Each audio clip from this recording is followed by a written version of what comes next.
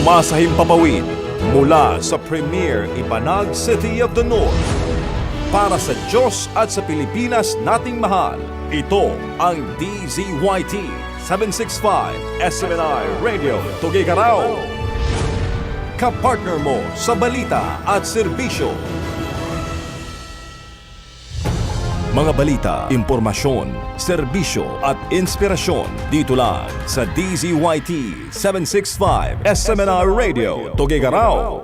SMNI Radio News Blast.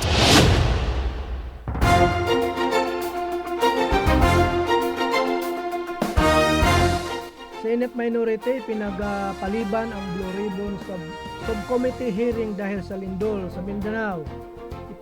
Pinagpaliban ng Minority Bloc sa Senado ang pagdinig ng isang subcommittee ng Senate Blue Ribbon Committee bilang paggalang sa mga biktima na malakas na lindol sa Mindanao.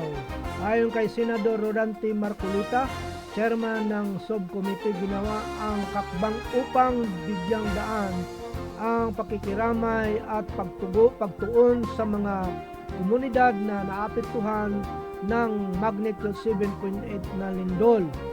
Nakatakda sanang tatalakayin sa pagdinig ang mga aligasyon ng umano'y multi-million pesos kickbacks na may kaugnay sa mga flood control projects at sa 18 dating bodyguard ni dating Kongresista Elizalde Saldico.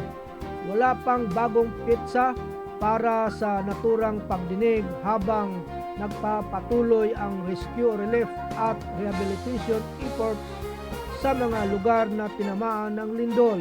Patuloy ring nararanasan ang mga aftershocks sa ilang bahagi ng Mindanao habang inuulat ang mga autoridad ang malawakang pinsala at libo-libong residenteng naapektuhan ng kalamidad.